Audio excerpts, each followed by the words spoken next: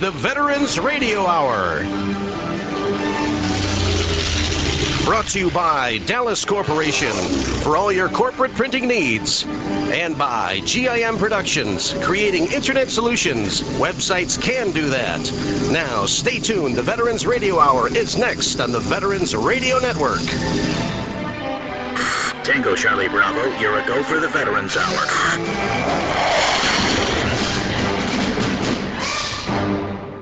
So your company has a website. We are all familiar with how the web can be used to showcase information. But did you know the web can also be used as a medium to actually do something to help your business? GIM Productions delivers custom web-based technology and applications to meet the needs of your company. We have the experience and the expertise to deliver web applications, e-commerce solutions, and interactive multimedia. GIM Productions can help you in making difficult technology decisions. We work to make web technology work for your company, and we will be there along the way to support you as you grow. Our comprehensive team includes talented programmers, software developers, graphic designers, and network specialists that strive to bring you the best. Contact us at our toll-free number 1-887-256-6914 or email us at info@gimproductions.com. Websites can do that.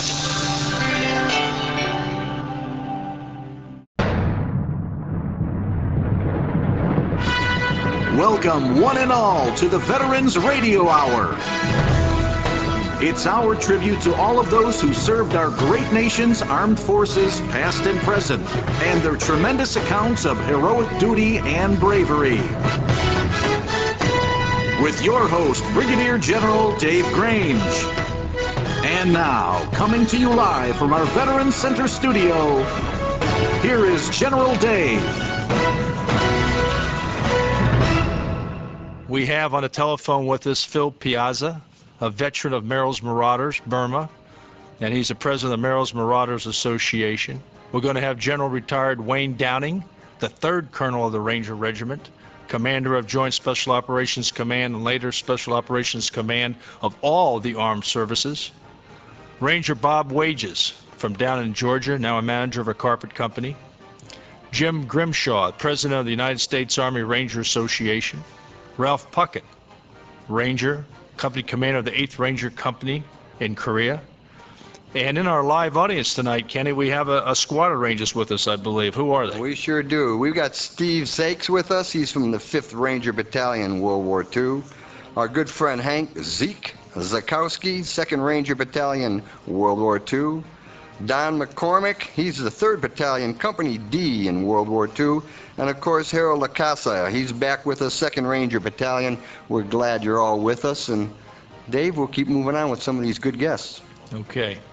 Yeah, it's going to be a great show, and a lot of Rangers out there listening with us, either on the radio or on the internet. And we're going to honor Rangers, which is quite appropriate.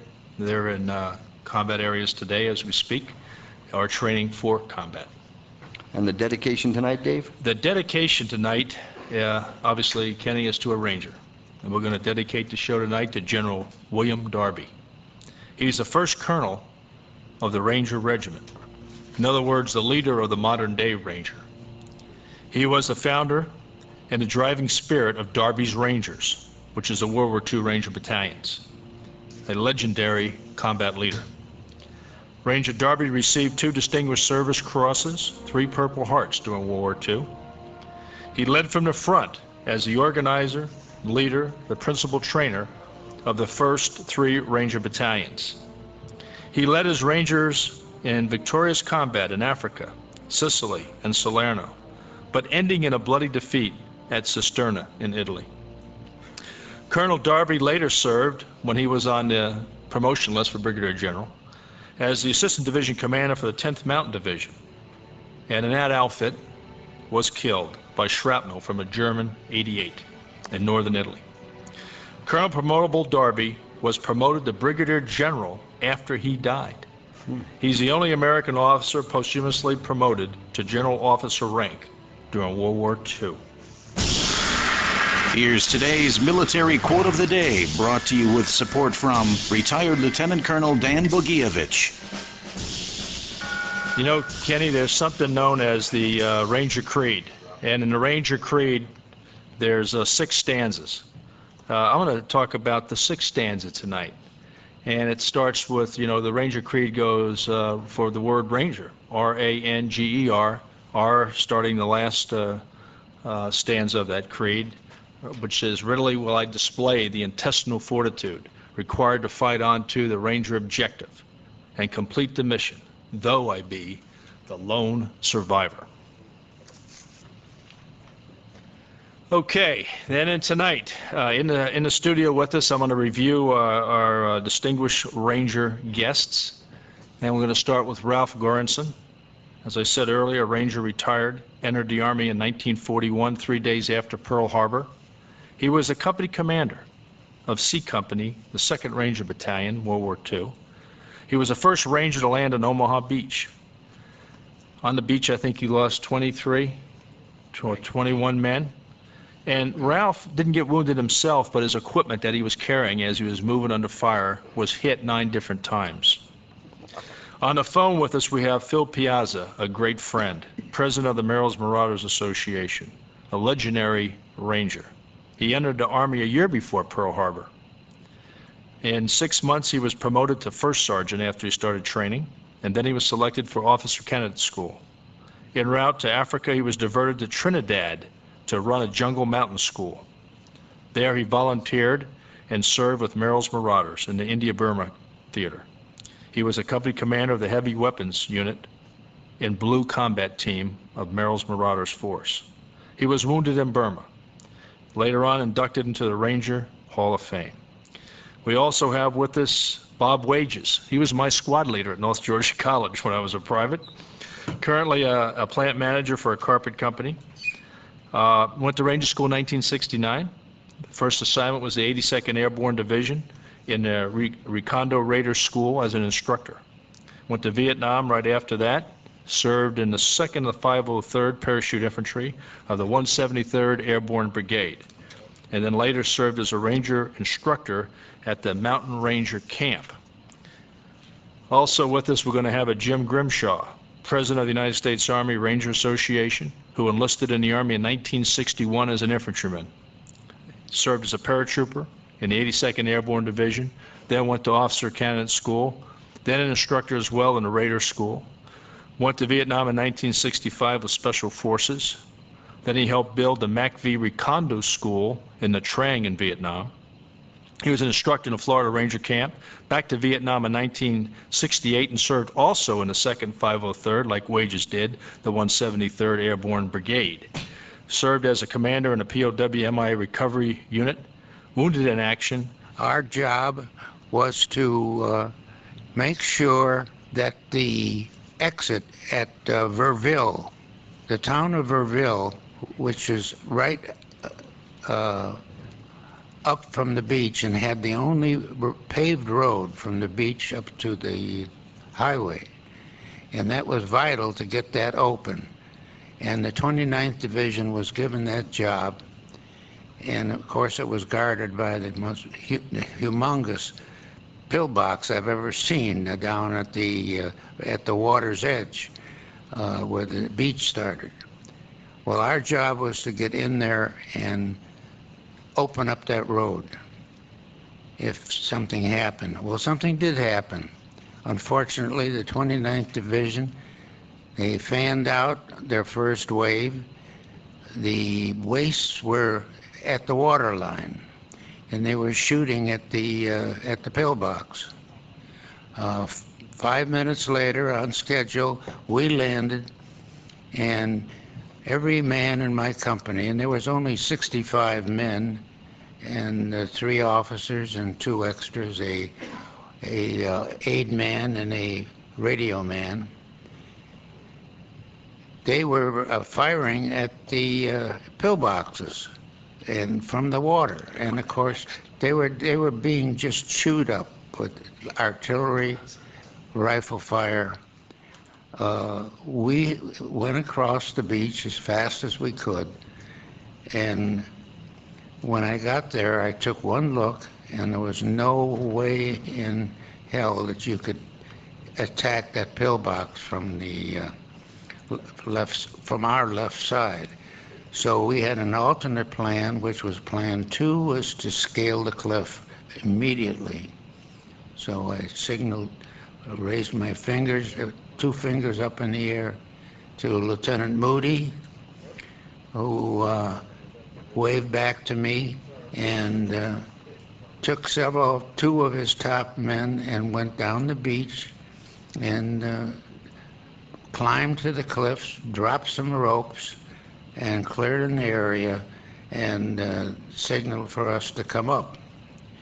Well, we didn't have too many left because we had 23 dead and some wounded, but we all went up and started working on a lateral basis and got in but the back doors of the pillboxes that were guarding the beach exit to Verville.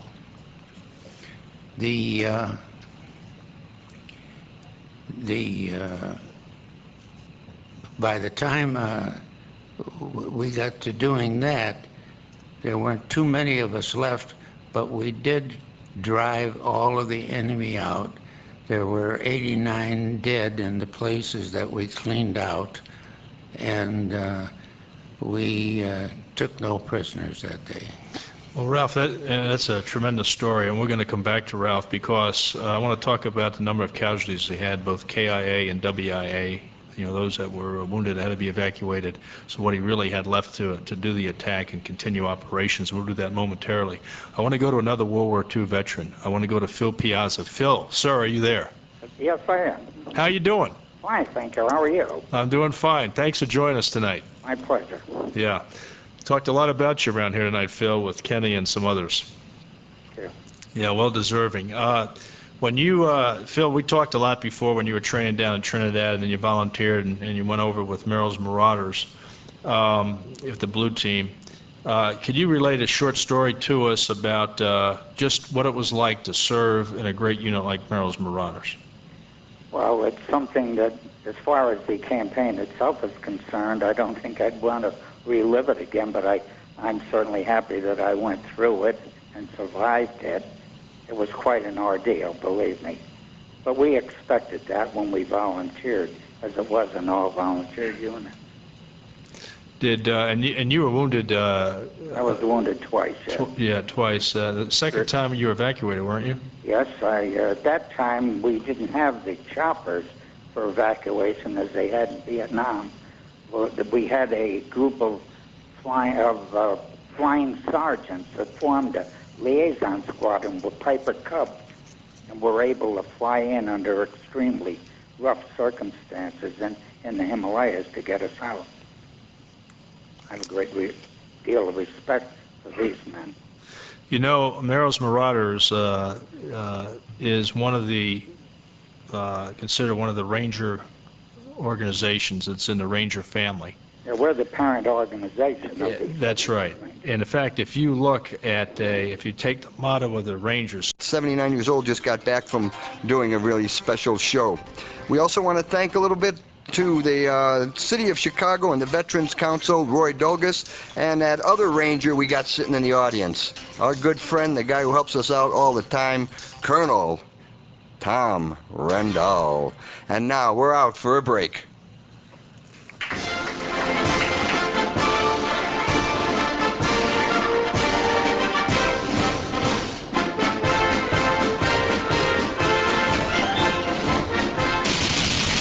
You're listening to the Veterans Hour on the Talk Radio Network. Okay, you're listening to the Veterans Radio Hour.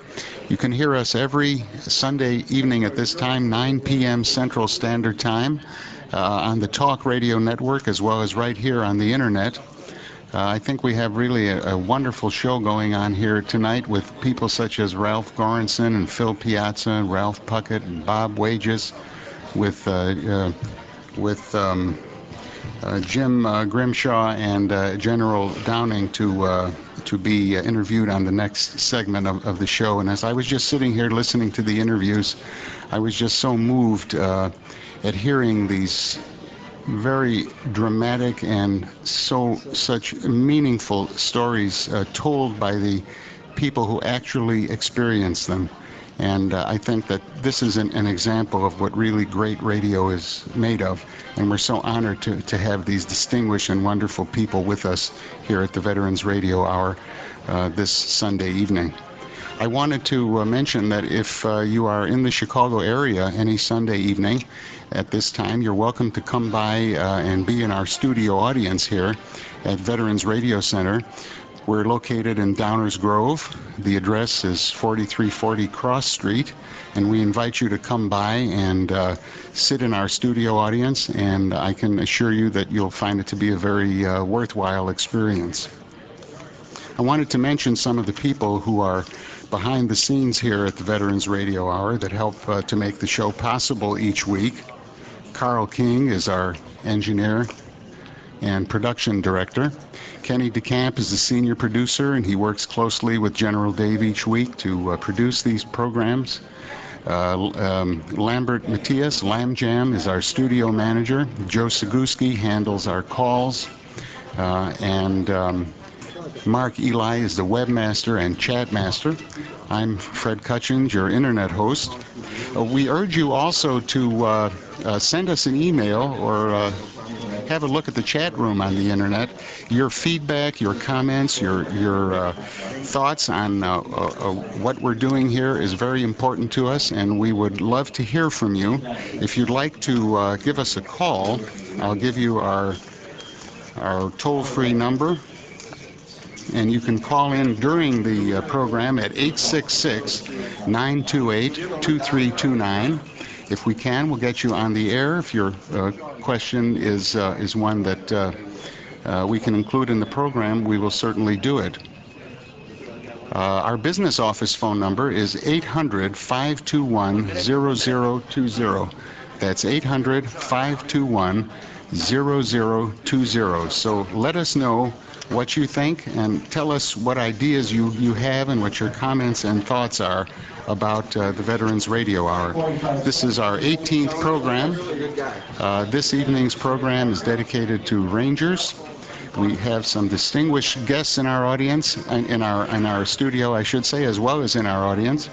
And thank you for listening. Stay with us, and we'll be back on the air in just a few moments.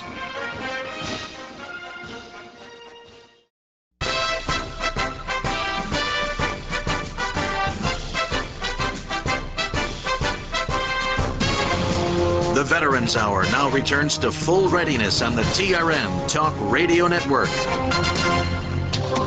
The Veterans Hour proudly presents our military hero's story of valor. Okay, the hero for this show is Ranger Louis Millette, Colonel retired United States Army. It was February 1951 in Samni, Korea. As a company commander, he led his unit in a bayonet charge up a fire-swept hill. In the charge, Captain Millette bayoneted 3 enemy soldiers and continued throwing grenades and clubbing and bayoneting the enemy as he went while urging his men forward. The enemy finally died or fled under the spirited infantry attack. Captain Millette was wounded in a charge. The enemy hill contained 200+ Chinese and North Koreans. Of the 47 enemy dead, 30 of them died of bayonet wounds, and that was only on the forward slope of the hill. On the reverse slope, another 50+ enemy died by the bayonet or gunshot wounds. Ranger Millette received the Congressional Medal of Honor.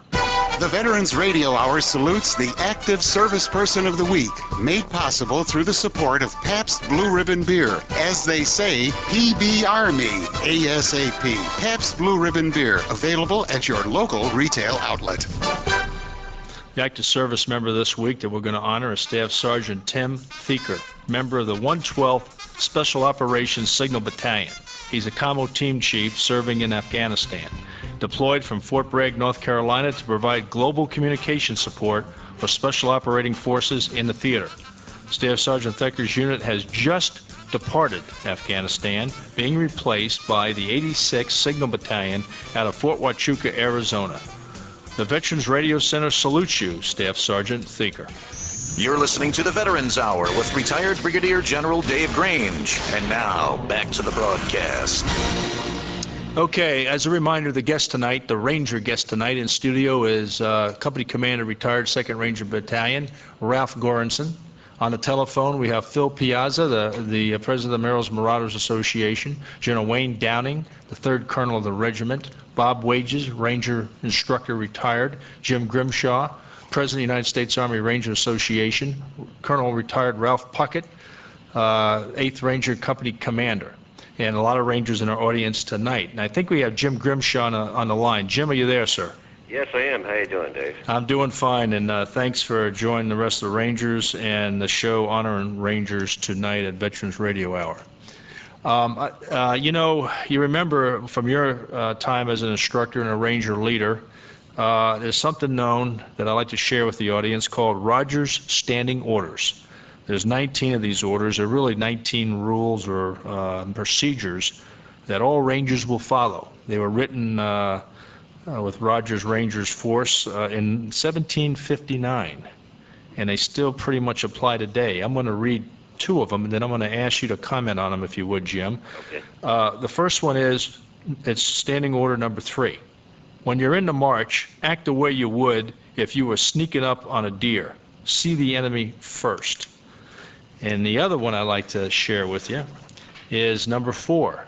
Tell the truth about what you see and what you do. There is an army depending on us for correct information. You can lie all you please when you tell other folks about the Rangers, but don't ever lie to a Ranger or an officer. So how important is the Rangers Standing Orders still today, Jim? Well, they're still very important, and I might say that in my time in the early 60s, that was essentially our creed to go by. It was before this modern-day Ranger Creed was written. And but there's the whole business about integrity and honor. Don't lie to another Ranger, especially. That's just also very important. I think not only in what we do in Rangers, but also what we do every day in life. Right, and you know, we're not really saying that Rangers should lie to other people. It's really kind of a disinformation thing. Yes, it is. But you always tell it like it is, exactly what you see to fellow Rangers. And actually, these rules still followed today and reviewed in Ranger School, reviewed in the Ranger Regiment, are followed by Rangers. And they're basic skills that save people's lives. Jim, you're the president of the Ranger Association. Can you just explain to the audience a little bit of what that's about? Okay, well, the U.S. Army Ranger Association is chartered to be an association for all Rangers of all eras and units. So we cover the whole spectrum.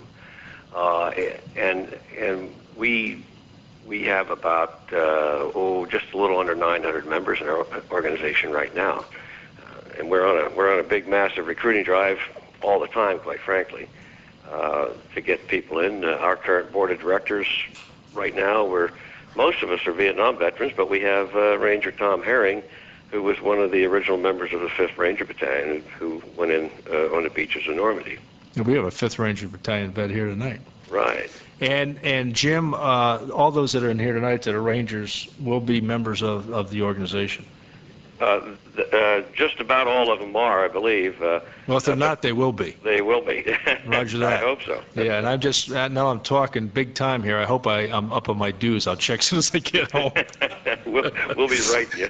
All right, yeah, but I'm a proud member of that organization. It's a great one. And Jim, we're going to get back to you in just a moment.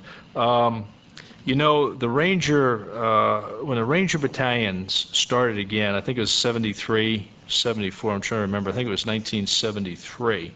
What happened was, the Chief of Staff of the Army then was General Creighton Abrams.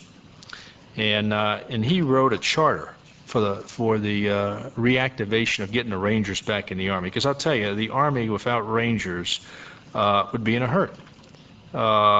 It's not that Rangers is one soldier is more important than another, but they get additional training, and they're trained to do certain things and conduct certain missions that other units don't receive.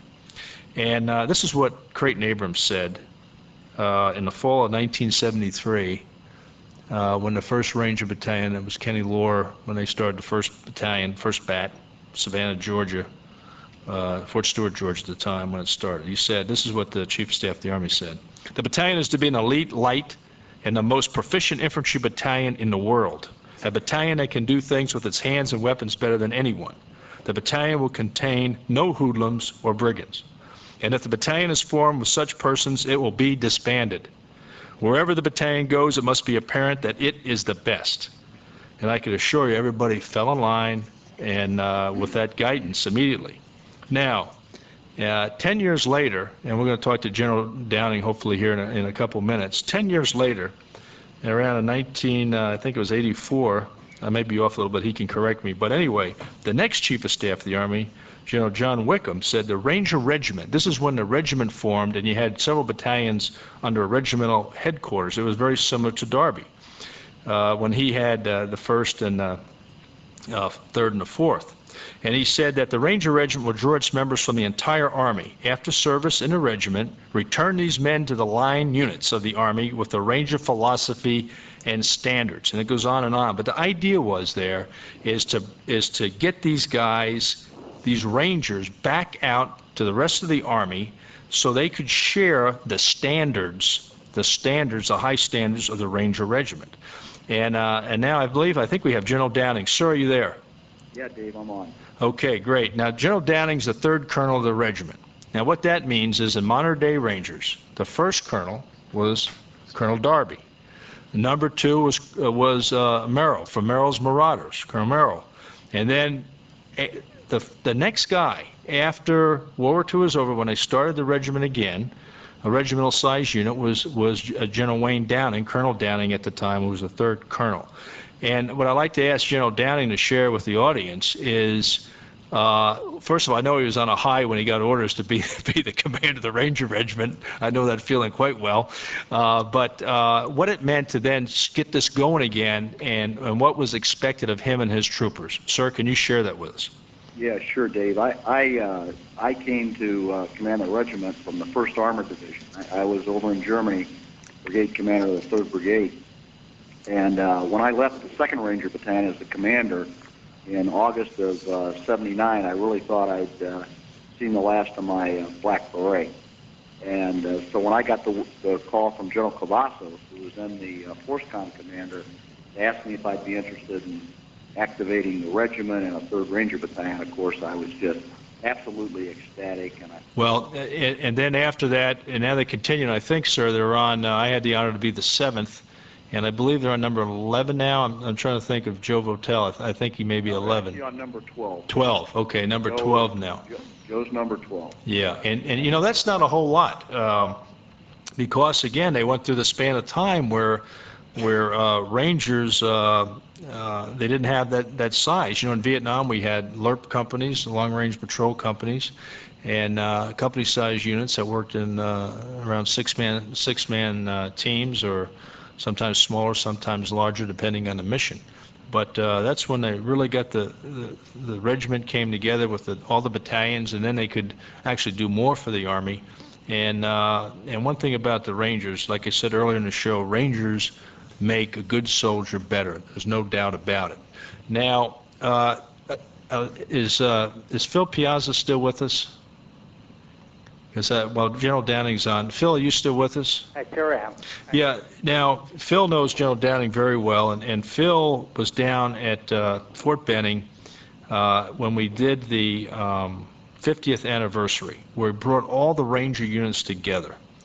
And it was just a tremendous experience. And Phil, you know, what did that mean to you when we finally, everybody came together, and really the camaraderie was just tremendous, I thought, from the work you guys did?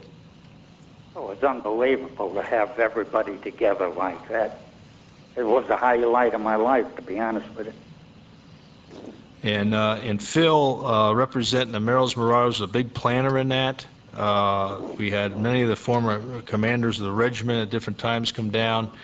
It was a tremendous experience to honor the Rangers and again continue on with the brotherhood of the Rangers from the other people that from Ralph Puckett and General Downing and Bob Wages, Jim Grimshaw and the rest of them, and like Jim Grimshaw said earlier in the show, with the Ranger Association keeping this thing going for the United States Army and for the veterans. It's just a wonderful thing. General Downing, from what I'm hearing, the Rangers are quite busy now. The reputation is still as great as it ever was. Yeah, Phil, without a doubt. Dave, without a doubt. And by the way, when I got the chance, Phil Piazza, long distance, hi to you. Hi. Happy New Year. Yeah. Dave, one of the things that always struck me about the Rangers, every time I left and then came back with them, was that the Rangers never take a step backward. They never seem to go back. They always get better. And the thing that's always struck me is how much better the Rangers are today from when I was with them, Dave, and even when you were with them as the 7th Colonel of the regiment. Oh, I agree. And what I really see is this emphasis on discipline, this emphasis on standards, has just has an organization which produces leaders, officer leaders, but especially NCO leaders, that are absolutely just the best in the world. I used to marvel at how we could take a young man at 18, 19 years old, and in about 2.5, 3 years, produce a non-commissioned officer with the professionalism of a man who'd been in for 10 or 15 years. And I'd be interested in hearing the rest of the Rangers that I talk about that. And we're going to do that, sir. If you can hang with us, we got to take a quick break. Sure.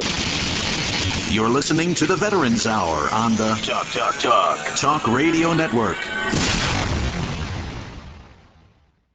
You're listening to the Veterans Radio Hour, broadcast over the Talk Radio Network as well as right here on the Internet.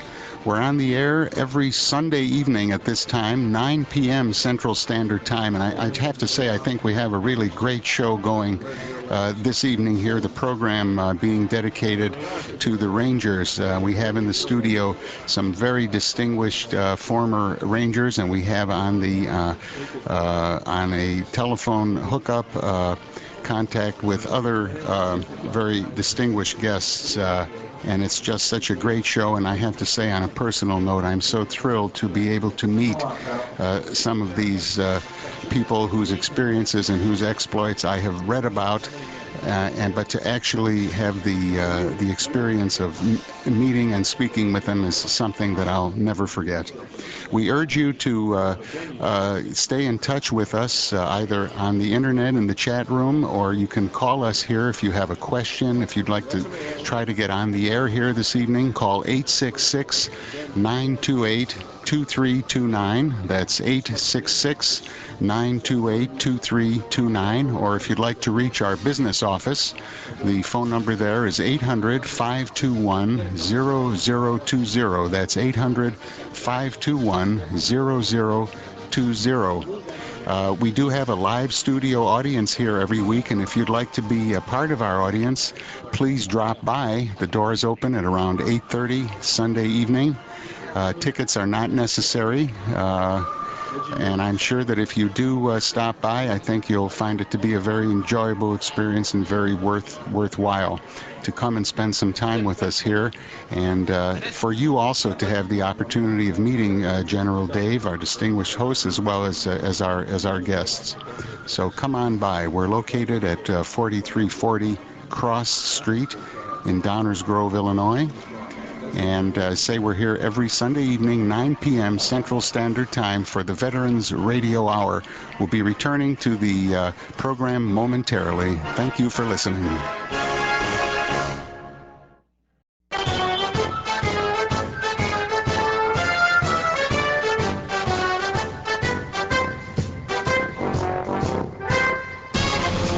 The Veterans Hour now returns to full readiness on the TRM Talk Radio Network. And now, with the update on military news from around the world, here's General Dave reporting. Okay, just real quick, a little news update. AMVETS is now officially called American Veterans. That was brought up the other day by historian John Votoff from the McCormick Tribune Foundation, my organization. But what's key about the American Veterans, they have an initiative going on right now. It's called the Medal of Honor Grove at Freedom's Foundation, Valley Forge, Pennsylvania. And it's a unique woodland memorial to the men and women whose sacrifices have been above and beyond the call of duty. A 1-acre plot is dedicated to each state, as well as Puerto Rico and the District of Columbia. To date, 25 states have placed a granite or marble monument on their plots. I don't understand why the others have not, but we'll get on them. Anyway, over the years, the area has deteriorated and is in need of a facelift. The American veterans ask each department from each state to improve their representative plot by donating dollars for the improvements that are necessary. You can make a difference in your state's acre of honor. You're tuned to the Veterans Radio Hour with retired General Dave Grange, coming to you from the Veterans Center studio. And now, back to the show. Okay, General Downing in the second segment gave me a great lead-in for the third segment. I want to go back to Ralph Goranson, Company Commander, Charlie Company, 2nd Ranger Battalion, Omaha Beach. Now, he talked in the first segment about 23 KIA. He also had a lot of wounded that had to be evacuated, and those that didn't want to be evacuated, he left it up to them, to those Rangers, and they continued the mission onto the Ranger objective. And I want to turn back to Ralph and ask him about the size of his unit, what he ended up fighting with that day and for the next couple of days before he went on through Europe and got his replacements and continued to fight. Ralph? Well, as I said before, we had two plans before we even landed. One plan was to go through right up the highway if it was available and clear the city there where they would expect the tanks and everything to take off and go up to Pointe du Hoc.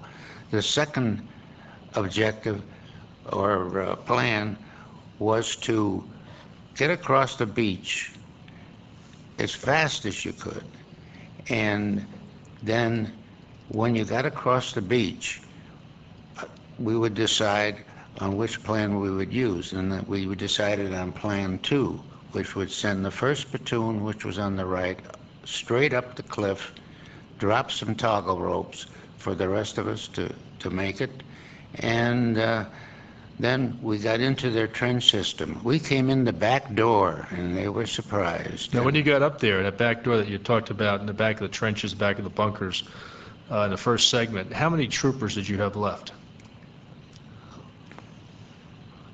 About 25. About 25. So really, out of your size of Company C was 65? 65 and 3 officers. 65. I lost 1 officer up. So 68 Rangers.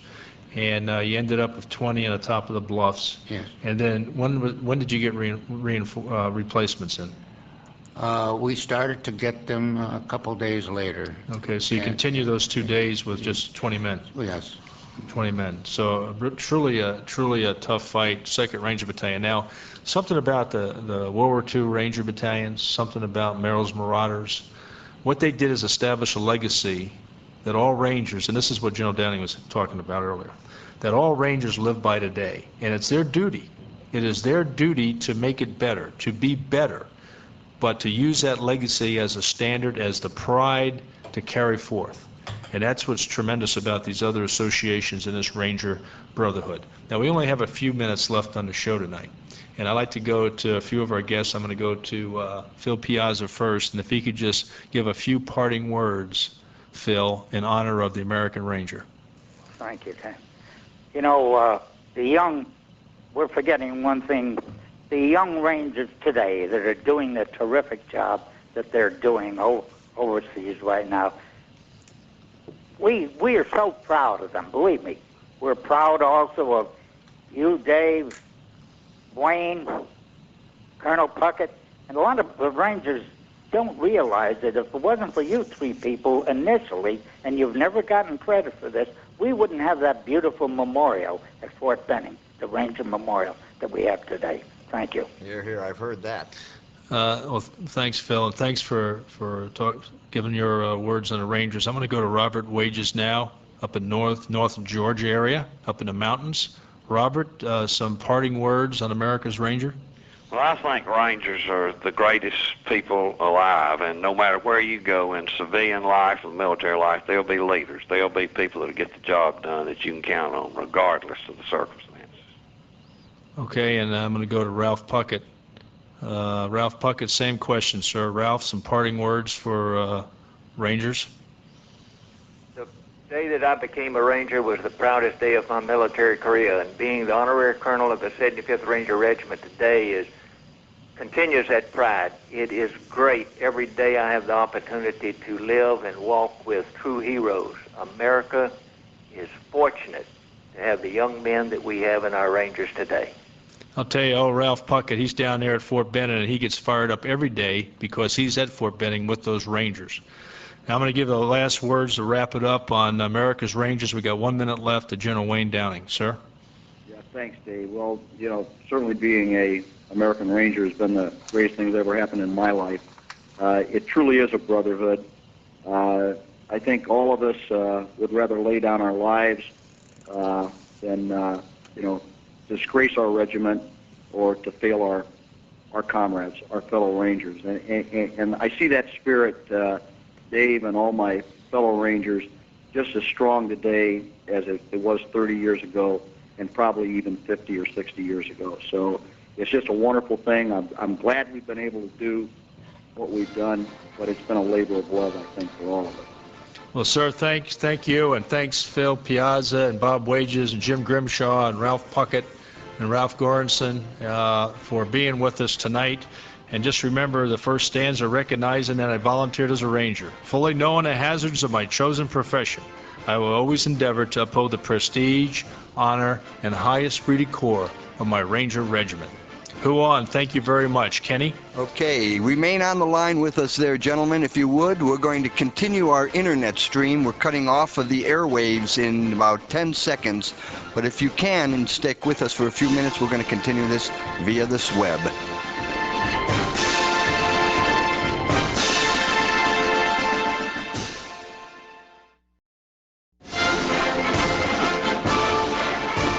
We're coming back up now. General Downing, you're still with us, sir? Ah, okay, there we go. Yeah, I don't know how long our guests can stay. When you have to pull pitch, no problem, go ahead. What we do is we continue on for another 10, 15 minutes because there's a lot of people on the internet. I don't know how many countries you have tonight. Last week we had, I think, 55 countries on the internet. A lot of them are GIs overseas or veterans that are now contractors working overseas, supporting military operations, actually, a lot of them, or training other armies, whatever. And so we get a lot of questions on the internet, or people want to ask questions. So just hang with us if you can a little bit. If you have to leave, we understand. Okay, Kenny, what do we got? There's some people talking about Rangers needing light-tracked armor vehicles nowadays. This is an interesting question. It's been around a little bit. You know, mobility for Rangers. Colonel Darby toyed around with it a little bit. Remember the old 4-deuce mortar issue with him? There's some Rangers have some vehicles today, as you know. I was talking to Ralph Goranson, the 2nd Battalion veteran that's in the studio with us tonight. He didn't you mention about linking up with a cavalry unit, or who'd you link up with, Ralph, in Germany? Oh, in Germany we linked up with a recon. Mounted recon, armored recon. And you worked with that unit for a while, or? Oh yes, about 2 weeks, 3 weeks before the war ended, we went to Czechoslovakia. But we were many times 50 miles beyond the front line. In front of the front line. In front of the front line. With the armored cavalry unit. The armored cavalry. Yeah. And we rolled, and we really rolled. Yeah. But was it a task force or just convenience of linking up together? We just rolled until we got some opposition, and then we would stop and take care of it, and then keep going. And now, did you were they a support unit firing as you maneuvered on the ground, or how did you work together? Both. Combination of both. Combination of both. Yeah. Yeah, It worked out beautifully. Yeah, a lot of talk about this. You know, it's hard to say. You know, light, mean, and mobile. Should you have some of that kind of mobility? I don't know if I know Ralph Puckett is still with us. Ralph, did you have any dealings with any armored units in Korea? We did, in fact, since our company had no transportation, no mess hall, no nothing. We were attached to the 25th Reconnaissance Company, and worked with them initially for about the first 6 or 8 weeks. And it was a great relationship. We got along well at the command level and throughout the ranks. We worked with them very well. The last operation on which I was involved, the one on which I was wounded, we were part of Task Force Dalton, which was the 89th Tank Battalion, reinforced by a couple of rifle companies, a ranger company, an engineer platoon, artillery battalion, a signal unit. You know, you know, gosh, I got to be careful if I don't know how General Downing feels about this, but just say informally, General Downing and I were talking one day in Saudi Arabia, and you know, he said, Dave, if I had an armored cavalry regiment, I think it was something like this, that Western Iraq would be ours. Is that closer? Yeah, Dave, that's exactly right. No, in fact, I would have settled for a squadron. But Dave, on the Rangers and mounted, I mean, I think it's a Met team decision. If they got to be mounted to do the mission, then we should mount them. When I was a regimental commander, we developed a couple of contingency plans. At that time, this is 84, 85. The fast attack vehicles were getting a lot of play, and so we developed a concept of how many it would take, and could we go ahead and say mount one battalion. I think we were going to do the 2nd Battalion out at Fort Lewis because they had Yakima to go to test the concept. But I'll tell you, if you get into a war where you need that mobility, I think the Rangers could do it and do it very, very quickly. I always used to like to say, with a Ranger battalion, I could have converted a Ranger battalion to an armor battalion with about probably 60 days of good training. And that's because of the soldier you have. And the NCO. That's right. I mean, you just had great leaders, and that's why you can do that. They could do anything. And when you pull people from the whole Army into a Ranger unit, which the Rangers has the privilege to do, you get talent from heavy units, light units, all kinds of units. Another piece of mobility, Darby, I believe, used carts to pull some stuff around, like mortars and ammunition in World War II. I think Rangers jumped in, because General Downing knows this, some gun jeeps into Panama. There's been some other mobility things that were used depending on Met T. That's the mission, the enemy, the troops available at the time, etc. It's just the analysis of the situation, and you decide if you're going to use them or not. But let's talk about the mobility of Phil Piazza. Phil, are you with us? Right, I still am, Dave. Yeah, and you had some great mobility. Oh, you yes, had I mules, did. right? As you know, I commanded the heavy weapons, and I had horses and mules. Obviously, with the terrain as it was in the Himalaya Mountains and down in the Hukong Valley, we couldn't have transport. Right. Well, you were putting a road in, right? Yes, right. Yeah. They did very well, though, the horses and mules. Yeah, but in that environment, let's talk about the jungle environment. Did, in fact, the mules hold up all right? Oh, yes. As a matter of fact, anybody that's an old farmer that knows the mule, during the monsoon season, if a mule got bogged down, he wouldn't knock himself out to pull himself out. He waited till you pull him out. My horses, if you got a horse that bogged down, his heart would actually give up, because he would fight to free himself, not a mule. He was too smart. And obviously, we didn't have any real heavy weapons except when we were trapped on a hill for 2 weeks in the Bunga, and they dropped us 2 75-millimeter howitzers. Attack howitzers, yeah. Right. Yeah. Now, your heavy weapons unit, though, what did you have? 81-millimeter mortars were the largest, 60s. We had heavy machine guns, light machine guns, and bazookas. Right. 60-millimeter mortars and 81. So yeah, that was our heaviest, because we had to manhandle everything, obviously. And as you know from our record, we fought 35 battles. Right.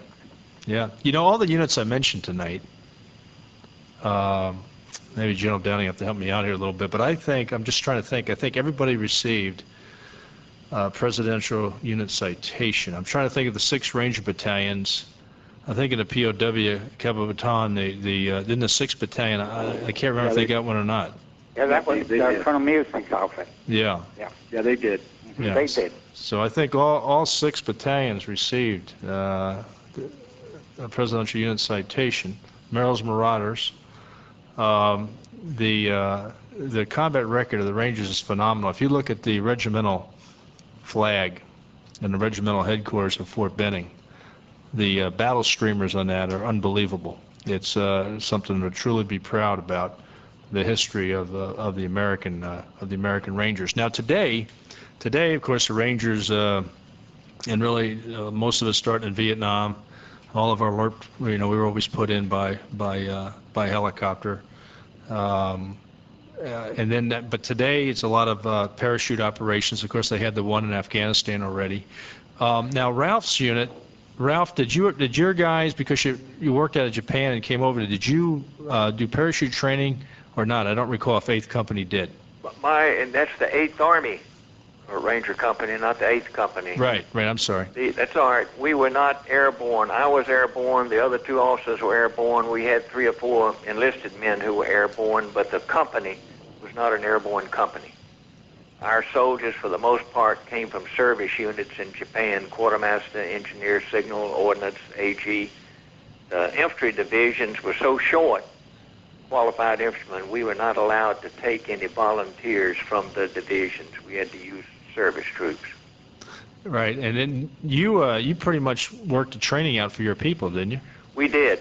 We were activated on the 25th of August, 1950, which was exactly 2 months after the war started. And within a week, we were in Korea. We were there September the 2nd, and we trained in Korea inside the Pusan perimeter for 6 weeks before we were committed. Now, Ralph, the other Ranger companies, other RICA companies, Ranger Infantry companies, airborne, most of them were airborne qualified? They were all airborne companies. They were RICA. All RICA was airborne. Yeah. Now, did you ever bump into the other companies in your operations in Korea, or were you pretty much segregated? I never did. In fact, no Ranger company had arrived in Korea and was committed by the time I was wounded and evacuated. I was wounded on the 25th and 26th of November, and the first Ranger companies from Benning got there about the first part of December. Yeah. Now, right now, there's a lot of... I'm going to talk to Robert Wages. He's still with us, I believe. Bob, are you there, sir? I'm still here. Okay. In the mountain camp, isn't there something coming up soon this year, a reunion or? There is. April 5th, we're going to be dedicating the original site of Ranger training where Colonel Puckett was the first commander to be out at Pine Valley, Sparta North Georgia College. And Colonel Puckett, I guess you knew that. I knew that there was going to be something coming up soon, yes. Now, Pine Valley is right down I should know this. That's where we trained, North Georgia. What's the creek there, Bob? Etowah River. Yeah. It's the Etowah River, yes. Etowah River, and that's where the first camp was located. Yes. And what are they going to do there? What's the ceremony going to be? Well, we're going to have a dedication, several guest speakers, and the college drill team will be there. And we're going to put a nice monument up and dedicate a real nice road sign for that original camp. So it's going to be a big deal. Yeah, you know what's really powerful about the Rangers. Actually, a lot of military organizations. I know I feel the same way about the Big Red One and others as well. But we're talking about Rangers tonight, and what's really powerful about it is that a lot of the veterans are involved with the current units, doing things with the troopers.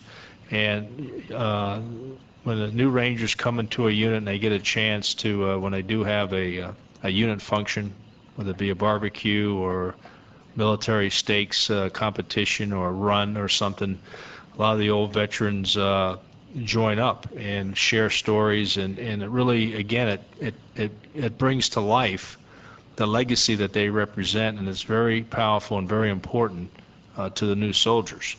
And I can tell you right now, the people that are on the show tonight, General Downing and Colonel Puckett and Ranger Wages and Phil Piazza, all of them, and the ones before are at Ranger things all the time, whether they're giving a talk at a dinner or just visiting Ranger camp, whatever the case may be, and it's very powerful, and they all appreciate it. Tonight, Ralph Garnson, the company commander, Charlie Company, 2nd Battalion, I don't know if General Downing, if you know him, but because you commanded the 2nd Battalion at Lewis, Ralph, was the Company C commander, and there's a great article that was written by Nick Nicholson, You know him, he was one of my company commanders in 2nd Bat when I was a Ranger regimental commander, and he wrote, as a major, Major Nicholson wrote the story about Company C at Omaha Beach on 6 June 1944. But sir, I don't know, did you know Ralph in our studio here tonight, Goranson? Ralph, I thought we met several times before some of the reunions, did we not? We might have at some of the reunions, yes. Yeah. Yeah, and he brought in a book of some tremendous pictures of his unit. Also a small book on Roughing It with Charlie. It's about Charlie Company, the 2nd Ranger Battalion, and it talks about the operation from... That was printed in Czechoslovakia before we went home. Before you went home, but it covers your whole European campaign, doesn't it? Yes, yes. It's a great little museum-type pocket book that was put together for the Rangers of Charlie Company. A great treasure, obviously, to have. Now, there was someone else that had a question. Kenny, was there? Well, there's talking about the different kinds of vehicles that the Rangers have used throughout the periods, and it's gone all over the spectrum here. Yeah, They're talking about dune buggies now. Yeah, I don't want to get into that. Yeah. I was wondering if General Downing had seen this little book that was printed in Czechoslovakia for the Ranger Company. No, I've not seen it, and I would love to see it. I've seen several things that have been printed here in the last couple of years that were probably had never seen the light of day for 30 or 40 years. But it should be good to get that posted on a website or something so that we could read it. I'd love to see it personally. Well, it's about a 4-inch by 4-inch square little booklet. I mean, literally a pocket booklet, about 60 pages or so, Ralph. And it even has a little colored map right in the middle of it at the staple port, where it takes you right across Europe. And it's produced and printed in Czechoslovakia. The last place you guys landed, right? No, that's where we ended up in the war. Yeah, that's right. That's a great thing to do, Ralph. I'm sure that those Rangers just love getting that and having it today. Yeah. Well, we'll look into that. See if we could find somebody who would like to help put that book together on a quick website so everybody can see it. Just one last thing I'd like to mention before we close out, since we're running a little late, and we had Colonel Bud Day with us a little short while ago. Great guy who is fighting for a lot of veterans today, and it turns out there's going to be a rally on February 12th on the steps of the Supreme Court. Colonel Bud's gone all the way. He's really put it together. There's already a couple thousand veterans that are now getting together to make sure this happens. If there's any other veterans or supporters that would like to be there, this is to help keep the benefits for the 65 and older vets that are out there, where a lot of benefits have been taken away. I want to thank, of course, the gentlemen that I've had the opportunity to talk with over the last week on the phone, Phil Piazza, Robert Wages, Ralph Puckett, Wayne Downing, Jim Grimshaw, and then I got to have dinner with Sally and Jim Dunn over at Ralph Goranson's house. It was a truly good time. Thank you, General Dave, for being with us once again and making this the Ranger Show. Hey, my pleasure. Thank you, and thanks to all the guests, and we appreciate it. And in closing, Rangers lead the way. Good night. Thank you. Wow.